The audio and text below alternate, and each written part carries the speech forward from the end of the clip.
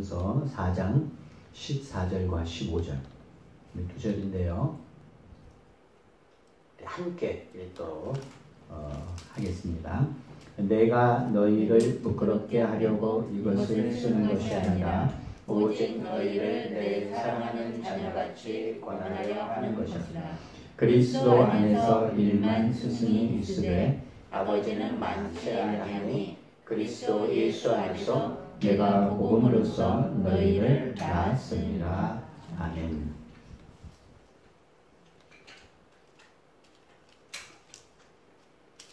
여러분이 주중에 교회 올 때에 기도하는데 제가 도움을 드리기 위해서 저기 뒤에 앰프를 갖다 놓고 거기다가 이제 찬양곡을 넣어놨습니다. 그래서 이제 피아노 곡인 거죠. 제가 집에서 이 피아노 곡을 듣는데 너무 감동적이고 참 마음이 참 흐뭇하고 행복했어요. 그래서 유튜브를 보다가 자연스럽게 이제 그 밑에 있는 댓글들을 보게 됐습니다. 그래서 제가 본 그 댓글 몇 가지를 여러분에게 소개해 드립니다. 거기 보면 뭐 한 주 전, 두 주 전 이렇게 기록이 되어 있습니다. 그리고 뭐 1년 전, 2년 전에 누군가가 그 찬양을 들으면서 마음에 감동이 올 때 글을 달아 놓은 것이거든요. 거기에 이렇게 나와 있었습니다. 몽실 2년 전. 저는 하나님은 안 믿어요. 그런데 요즘 귀신 때문에 너무 무서워가지고 그 불교에서 그 반야심경 뭐 이런 거 있잖아요. 이런 거 들어보고 친구한테 뭐 전화도 해보고 도저히 안 되겠다 싶어서 지금 여기 들어와서 이 유튜브를 듣고 있는데 조금은 도움이 되는 것 같아요. 잠은 아직 못 자고 있지만 그래도 심장이 터질 것 같이 뛰는 건 덜해졌어요. 이렇게 댓글을 달았습니다. 그 밑에 보니까 또 1년 전에 썼던 댓글이 있는데 제가 원래 분노 조절 장애가 조금 있어요. 그런데 이 음악을 듣고 보니까 이 분노 조절 장애가 좀 나아졌어요. 그리고 악몽도 많이 꿨는데 악몽이 없어졌어요.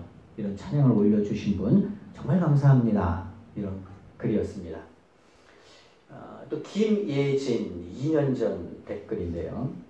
맨날 쫓기는 꿈, 뭐 악몽, 죽이는 꿈, 싸우는 꿈, 하여튼 정상적인 꿈을 꾼 적이 없는 것 같아서 뭐 음악을 들었다는 거예요. 가요부터 시작해가지고 다 틀고 그런 걸 듣고 자도 소용이 없어서 요즘은 이 찬송가를 틀면서 자는데 꿈도 기억이 안 나고 악몽도 안 꾸고 주님 정말 감사합니다. 편안하게 꿈 안 꾸고 잘 수 있게 해주세요. 이런 댓글이었습니다. 또 정연이라고 하는 분인데 어떤 정연인지는 모르겠어요. 5개월 전입니다. 하나님, 제가 하나님 찾지 않고 하나님 주신 말씀만 무시하고 그러는데도 저를 잊지 않고 기억해 주셔서 감사합니다. 저 힘들 때마다 도와주셔서 감사합니다. 하나님, 저 내일 새벽기도 가는데 일어날 수 있게 힘 주세요. 이런 댓글이었습니다. 샌딩이라고 하는 분인데 1년 전 주님, 저는 이제 곧 1월 28일에 개학하고 3일에 나가는데 그 반 학생이었던 것 같아요. 반 배정을 이제 이렇게 하는데 그 예진이라고 하는 친구가 있었던 것 같아요. 그래서 이 예진이와 같은 반이 되게 해주세요. 제가 다른 친구와 친해졌는데 이 예진이하고 사귀다가 이 예진이를 버린 적이 있대요. 그래서 너무 후회가 된다고. 주님, 제가 용서받을 수 있을까요? 그러면서 이 4학년 때 친구가 관계 때문에 상처를 주고받고 했는데 5학년 때는 그렇지 않게 해주세요. 그리고 새해에는 하나님만 믿고 사탄 때문에 나쁜 짓 안 하겠습니다. 도와주세요. 이런 댓글입니다. 김소아. 이거를 다 하면은 굉장히 길겠죠. 김소아. 5개월 전입니다. 주님, 저는 아직 13살이고 연약하지만 죄인입니다. 요새 기도 많이 못 드려서 죄송하고 항상 언제나 제 옆에 있어주세요. 언제나 제 걱정, 고민 해결해 주셔서 감사드립니다. 예수님 사랑해요. 이런 댓글도 있었고요. 그 밑에 보니까 류은지 1년 전에 하나님, 전 아직 14살이에요. 중학교 1학년 정도겠죠? 이러한 저에게 신앙이라는 것을 알려주셔서 감사합니다. 항상 억지로 다녔던 교회가 이제는 매주 주일이 너무나도 좋습니다. 저는요, 이 14살 학생이 처음에는 교회를 억지로 다녔던 것 같아요. 그런데 이제는 매주 주일이 너무나도 좋대요.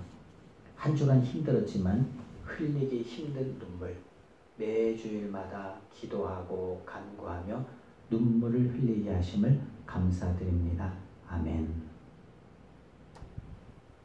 초등학생 그리고 중학교 1학년 아이들이 쓴 글을 제가 읽어드렸습니다. 매우 놀란 것은 아니 이 어린 학생들이 자신의 죄를 고백하고 기도 많이 못해서 예수님 죄송해요. 그리고 사탄한테 끌려가지 않도록 도와주세요. 또 저에게 신앙을 주셔서 감사합니다. 아니 어떻게 초등학교를 다니는 학생들이 이런 댓글들을 다 다는지 이 찬양에 너무 감동해. 이 찬양을 들으니까 뭐 예수님의 사랑이 느껴져요. 막 수많은 댓글들이 올라와 있어요. 어렸을 때 갖는 신앙은 매우 중요합니다. 어릴수록 좋아요. 그런데 문제는 뭐냐면 어렸을 때는 이렇게 순수한 마음으로 하나님을 찾고자 하는 마음이 있었다고 하는 거예요. 정말 놀랍게도 성경은 우리에게 그걸 말씀해주고 있어요. 뭐라고 이야기하냐면은 하나님이 모든 것을 지으시되 때를 따라 아름답게 하셨고 또 사람들에게는 영원을 사모하는 마음을 주셨느니라. 전도서 3장 11절 말씀이에요. 하나님 다 주셨어요. 이런 하늘의 것을 사모하는 마음을 다 주셨어요. 지금 여러분에게도 물론 우리가 이렇게 육신을 입고 살아가지만 어린 사람이든 나이 든 사람이든 전부 다 영원을 사모하는 마음, 그리고 땅의 것을 추구하는 것이 아니라 하늘의 것을 찾고 추구하는 그런 마음을 하나님이 다 주셨어요. 그러니까 어린 학생들도 하나님에 대한 그런 갈급한 마음이 있는 거예요. 그런데 그 하나님을 만났어요. 찬양을 통해서 만났어요. 찬양을 통해서 하나님의 사랑이 막 느껴져요. 그러니까 이제 컴퓨터에다가 댓글을 다는 거죠. 이 찬양을 통해서 제 마음이 감동되었어요. 근데 문제는 뭐냐면은 이렇게 초등학교, 중학생 때 가졌던 이런 영적인 감각들이 있잖아요. 점점 나이가 들면서 이걸 잃어버려요. 고등학생 때는 더 잃어버리고 대학생이 되면 더 그렇고. 그래서 이런 영적인 감각들이 무뎌져요. 그냥 하나님의 사랑하면은 감사하고 감격하고 그리고 막 더 기도를 해야 되는데 기도 못한 것도 이 학생이 뭐라 그랬어요? 요즘 기도를 많이 못해서 뭐라 그러죠? 죄송해요. 이런 마음을 가졌다는 거예요. 옛날에는. 그런데 우리의 이런 영적인 감각들이 점점 무뎌져서 이제는 기도를 하지 않아도 뭐 하나님한테 죄송하지도 않고 영적인 것을 갖다가 찾고 추구하는데 이런 감각들이 점점 떨어져요. 지금은요 이런 감각들을 회복해야 될 때가 되었어요. 코로나19로 인해서 사실 많이 어려움은 사실이지만 그러나 제가 늘 말씀을 드리죠. 이걸 기회로 삼아서 우리의 영적인 감각들을 이렇게 다시 일깨워야 돼요.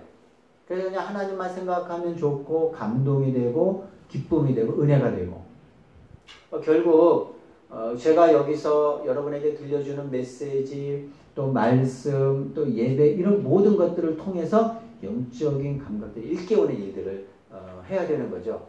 바울이 이 고린도 교회의 메시지를 하면서 바로 이 부분을 이야기한 거죠. 그런데 바울과 고린도 교회의 그 교우들과의 관계는 오늘 본문에 보니까 아주 매우 특별했습니다. 여기서 오늘 이 두 구절에서 우리 교회의 앞으로 나아갈 방향이 이 짧은 구절에 담겨져 있거든요. 우리 14절인데요. 먼저 14절 말씀을 같이 한번 읽도록 하겠습니다. 어떤 관계인지 읽겠습니다. 시작.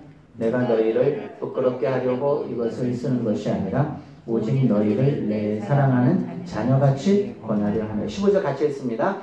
그리스도 안에서 일만 스승이 있으되 아버지는 많지 아니하니 그리스도 예수 안에서 내가 복음으로써 너희를 낳았습니다.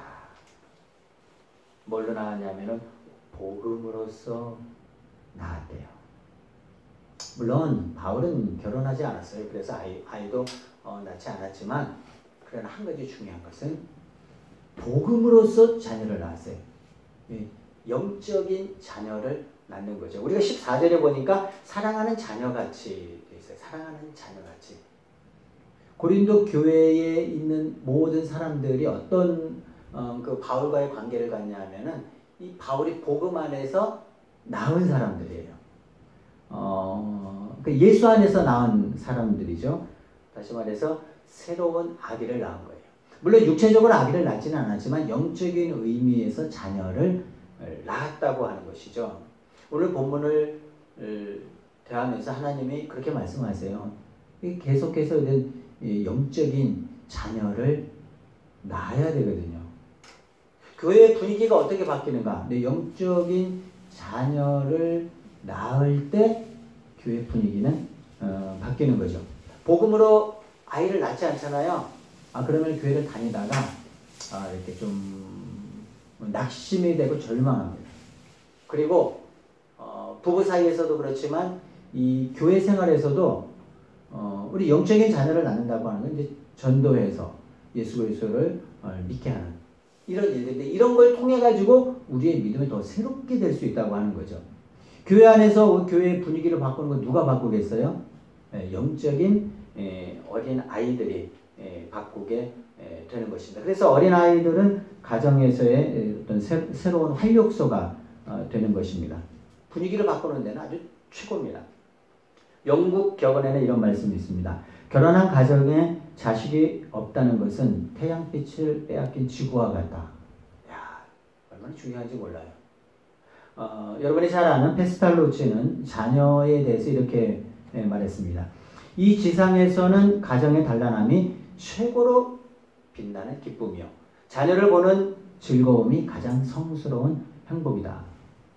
할머니 할아버지만 계시는 집에서 손주가 함께 살 때에는요, 완전히 집안의 그 살맛이 납니다. 분위기가 달라지는 것이죠. 한결같은 이야기는 이런 것입니다. 어린 아이가 없으면 웃을 일도 없다. 그러니까 한 가정에 자녀가 있으므로 또 어린 아이가 있음으로 인해서 그 가정의 분위기가 바뀌는 것처럼, 바울이 지금 뭐 한 가정을 이야기하고 있는 건 아니에요. 바울이 이야기하는 것은 고린도 교회, 그 고린도 교회의 관계에서 자기가 복음으로서 나았다. 결국 우리 엘사랑 교회의 어떤 영적인 분위기가 바뀌어지려면은 이런 영적인 그 부모 세대의 자녀, 그 자녀의 또 자녀, 뭐 손주까지 이렇게 해서 대를 이어서 믿음으로 세워질 때 우리 교회의 영적인 분위기는 바뀔 수 있다고 하는 거죠. 기도했으면 좋겠어요. 내가 낳은 영적인 자녀가 누구일까? 한번 생각을 해보세요. 내가 전도한 사람이 누구일까? 없으면 뭐 기도하면 돼요. 하나님, 물론 이것이 이제 뭐 1년 만에 뭐 자녀를 낳는다, 2년 만에 자녀를, 믿음 생활 내가 시작한 지 뭐 3년 됐는데 자녀를 낳는다, 물론 그렇지는 않습니다. 그런데 한 가지는 중요한 것은 있어요. 내가 영적인 자녀를 낳을 때 내 믿음이 더 성숙할 수 있습니다. 내가 자녀를 낳았을 때 그 다음부터는 어떻게 해요? 나의 믿음 생활이 정말 하나님 안에서의 그런 어떤 분위기가 바뀌는 그런 것이 될 수 있다고 하는 것입니다.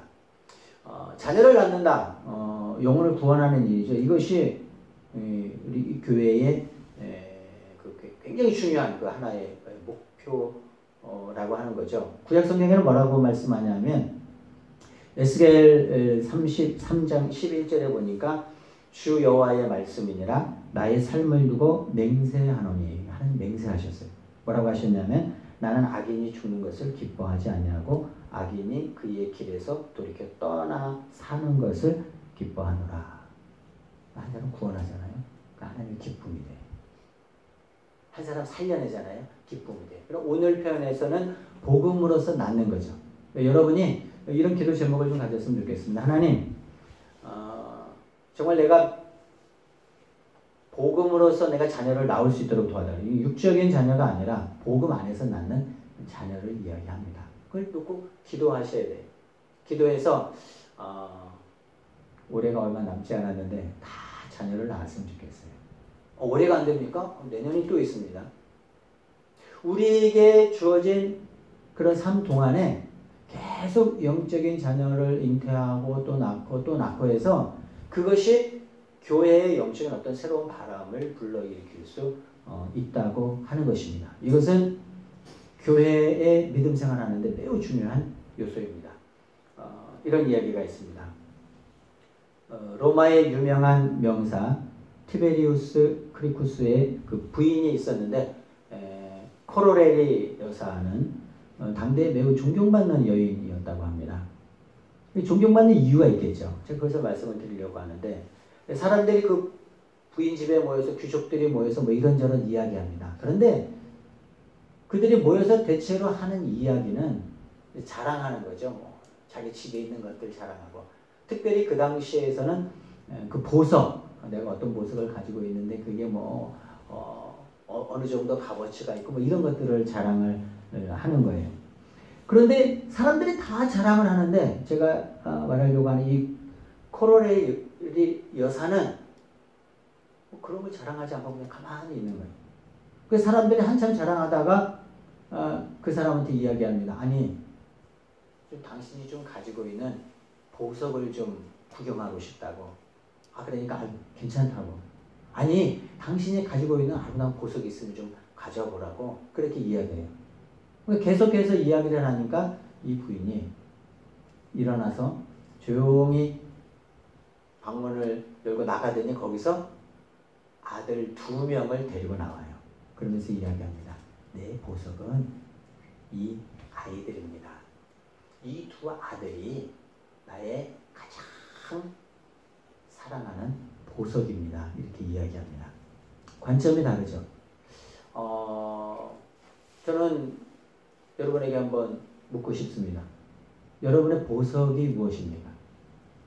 내가 믿음 생활하면서 내가 소중히 여기는 보석이 무엇인가? 그 보석은요, 여러분이 영적으로 낳은 자녀들이에요. 다시 말씀드리면 여러분이 전도해서 하나님께로 인도한 사람이 여러분의 삶에 있어서 보석인 것이죠. 저는요, 여러분이 재산이 10억, 20억, 30억 되는 걸 바라지 않습니다.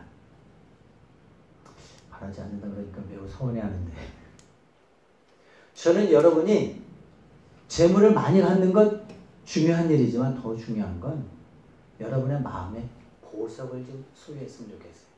그 보석은 여러분이 전도한 그 생명이 여러분의 보석이 될 수 있어요. 성경에 보니까 낳았다 그래요. 물론 우리가 육체적으로 다 자녀를 낳을 수 없어요. 그런데 한 가지 중요한 것은 있어요. 자녀를 낳을 때는 고통이 따르게 되어 있는데 거기는 해산의 고통이라고 이야기합니다. 세상 사람들이 가장 힘든 고통을 뭐라고 이야기하죠? 해산의 고통이라고 이야기해요. 쉽지 않아요. 전도 쉽지 않습니다.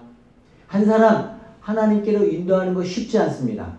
그러나 우리가 각오하고 한 사람을 주님께로 인도하는데 해산의 고통이 따른다 할지라도 우리는 그걸 기도의 제목으로 삼고 하나님이 내가 하나님께로 가는 날 동안까지 정말 한 사람을 전도할지 2 사람을 전도할지 3 사람을 전도할지 모르지만 그 해산의 고통을 통해서 한 사람이라도 주님께 인도한다면 그것은 여러분의 보석이 되는 거예요. 저는 기도합니다. 여러분의 삶 가운데 정말 이런 보석들이 많았으면 좋겠어요. 그래서 그 보석들로 인해서 여러분의 삶이 더 가치 있고 또 빛나는 그런 삶을 살았으면 좋겠습니다. 내가 전도한 사람이 나의 보석입니다. 우리 한번 선포했으면 좋겠습니다. 내가 전도한 사람이 나의 보석입니다. 내가 전도한 사람이 나의 보석입니다. 그래서 영적으로 이 나은 사람이 여러분의 자랑거리. 앞으로는 이제 이런 것들을 많이 자랑했으면 좋겠습니다.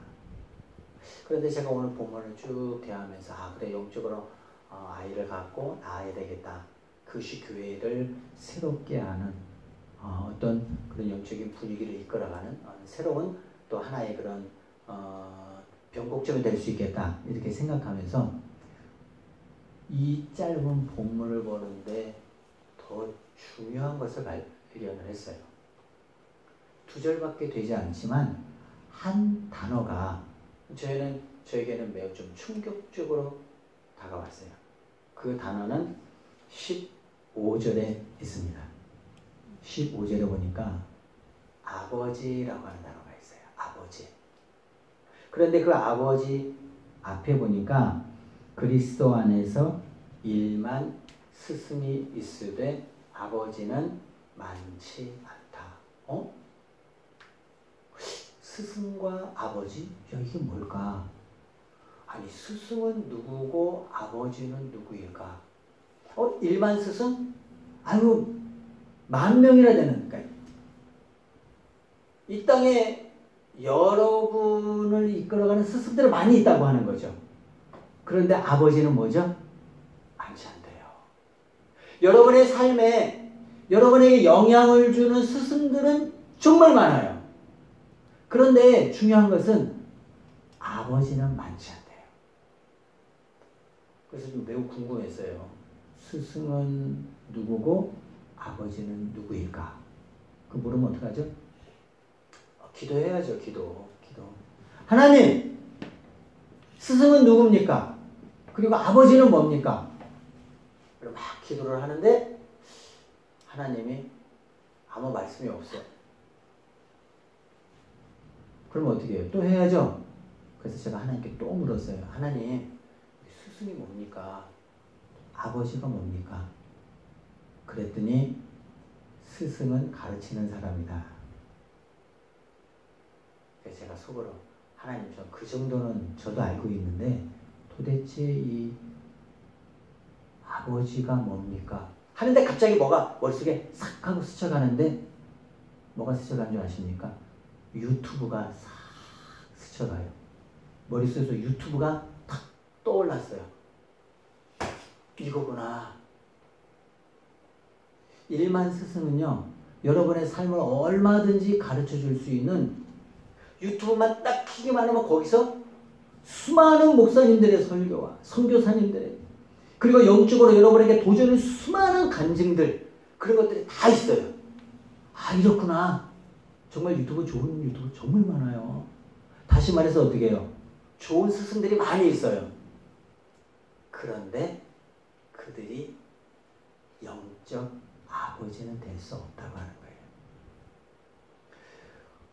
고린도 교회와 바울과의 관계는 14절에서 자녀라는 말이 나오고 15절에 아버지라는 말이 나와요. 이거구나.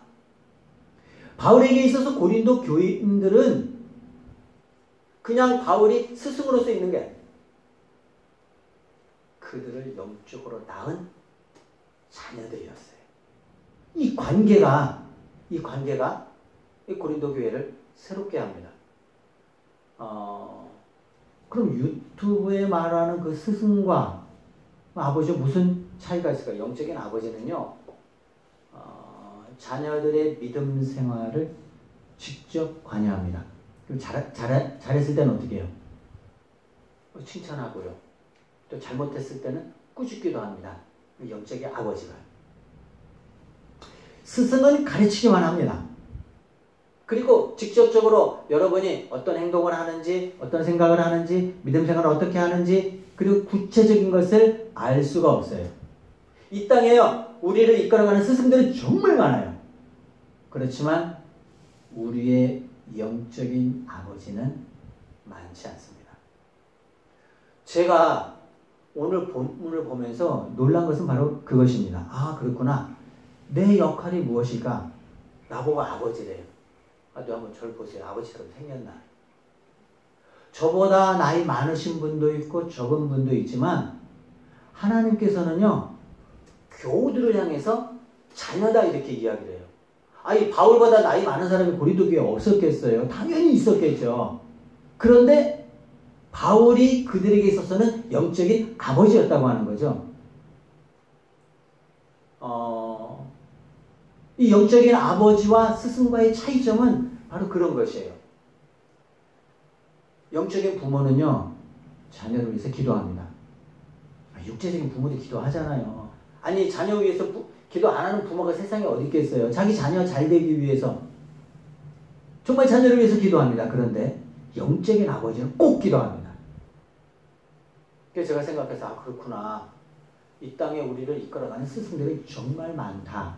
그런데 그 교들의 영적인 상태를 책임지고 그들을 위해서 기도하고 그들이 잘못된 것을 마음 아파하고 그들의 믿음 생활을 위해서 안타까워하는 마음으로 하나님 앞에 간절히 기도하는 사람이 영적인 아버지라는 거죠.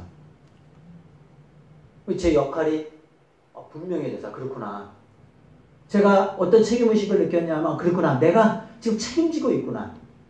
우리 엘사람 교회의 교우들 한 사람 한 사람이 나이 드신 분도 있고 그렇지 않은 분도 있지만 이들에게 있어서 내 역할이 뭐라고요? 아버지라는 거예요. 영적인 아버지라는 거예요. 나이가 많고 적음의 문제가 아니라 그것을 책임지고 있다고 하는 거예요. 제가 오늘 본문 말씀을 대하면서 영적으로 굉장한 그 책임감을 느꼈어요. 지금 내가 기도하지만 더 해야 되는구나. 잘되고 잘못되는 건 다 누구 책임이에요? 다 영적인 가장 책임 아니에요? 우리 엘사람 교회를 이끌어가면서 하나님이 나를 엘사람 교회의 영적인 아버지로 세워주셨는데 여러분의 영적인 그런 상태, 진단, 믿음 생활, 그 다음에 성장하는 것, 그리고 진리대로 살아가는 것, 그 다음에 잘 사는 것, 못 사는 것 이제부터는 제가 스승이 되면 안 되겠다는 생각을 했어요. 스승은 뭐예요? 그냥 가르치면 돼요. 더 이상의 무엇인가를 요구하지 않아요. 스승의 관계가 아니라 영적인 부모와 자녀의 관계가 되어야 되는구나. 더 큰 책임의식을 느꼈어요. 저와 여러분의 관계는 그렇습니다. 우리 주님께서 뭐라고 말씀하셨냐면 목자와 양의 관계. 예수님의 목자고 우리가 뭐죠? 양이에요. 그 우리가 살 수 있는 길이 딱 한 가지죠. 뭐죠? 목자의 음성을 잘 듣는 거죠. 우리 예수님의 음성을 잘 들으면 살아요. 그런데 놀랍죠? 그 베드로 전서에 보니까 이런 말씀이 있어요. 그리하면 목자장에 나타나실 때에 시들지 아니하는 영광의 관을 얻으리라. 예수님은 목자장이래요. 제가 목자예요. 이 땅의 교회를 책임지고 있는 모든 분들은 목자예요. 그럼 목자의 사명이 있어요. 목자장은 아니고. 목자장은 누구예요? 당연히 예수님이죠. 저와 여러분을 그래서 목자의 음성을 듣고 순종하고 따르고 이런 관계를 하나님이 만들어 주셨다고 하는 거예요. 제가 오늘 드리는 이 말씀은 교회 생활에서 굉장히 중요한 방향을 제가 말씀을 드리는데 제가 여러분에게 스승입니까? 영적인 아버지입니까? 이것에 따라서 모든 믿음의 관계들이 다 달라져요. 얼마든지 우리를 이끌어가는 영적인 스승들은 많이 있어요. 정말 방송만 들어도 인터넷만 켜도 우리를 이끌어가는 일만 스승은 얼마든지 있어요. 그분들은 우리에게 좋은 말을 해주고 유익한 말들을 해줘요. 그래서 내가 그걸 보게 되면 어떻게 해요? 힘을 얻어요. 왜요? 그들이 성경적인 좋은 가르침을 우리에게 주기 때문에. 그런데 한 가지는 안 돼요.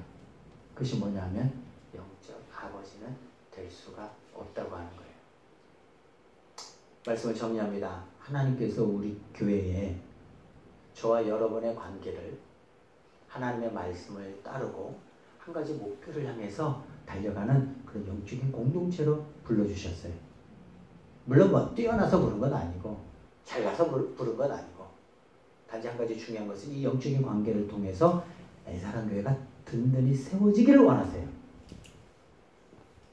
그래서 제가 회개한 부분도 많이 있어요. 뭐냐면 내가 이거 그냥 스승처럼 내가 일반 스승처럼 내가 그렇게 하고 있지는 않을까.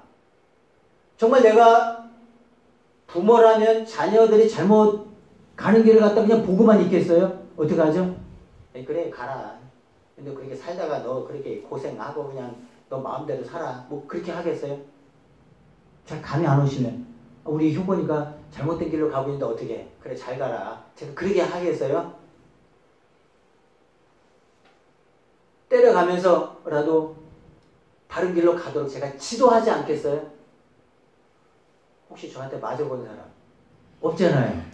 내가 스승의 길을 가나 내가 영적인 아버지의 길을 가고 있나. 한 집안에서도 자녀들이 바른 길을 가도록 하는 책임이 누구한테 있어요? 부모한테 있어요. 부모는 자녀가 바른 길을 갈 수 있도록 지도해 주어야 돼요. 때로는 바른 길을 제시하지만 잘못된 길로 갈 때는 어떻게 해요? 바로 잡아주는 역할까지 해야 돼요. 그게 아버지예요. 그래서 제가 아주 심각한 책임의식을 느끼게 됐어요. 이 짧은 본문 말씀을 보면서 아주 막 정신이 바짝 차려지더라고요. 마치 큰 망치로 한 대 이렇게 맞은 것과 같은 제 느낌을 받았어요. 뭘로 맞았어요? 말씀으로. 영적인 아버지야. 야, 이거 내가 정신 차려야 되겠는데. 지금 기도하지만 더 책임지고 기도해야 되겠는데. 바른 길로 내가 책임지고 인도해야 되겠는데. 이제 제가 해야 될 일이에요. 여러분은 어떡하죠? 목자와 양의 관계. 순종하고 따르고 달려가는 거예요. 그것이 엘사람 교회에 주신 비전이에요. 고린도 교회와 바울과의 관계가 그러했듯이 제가 회개했어요. 내가 스승으로 내가 나와서는 안 되겠구나.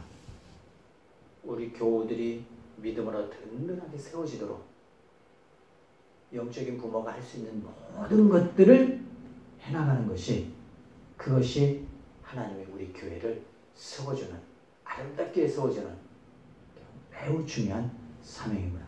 이 사명을 향해서 이런 목표를 향해서 우리가 함께 협력할 때 부모로서 자녀로서 함께 협력할 때 아름다운 가정, 아름다운 교회가 될 줄로 믿습니다. 기도하겠습니다.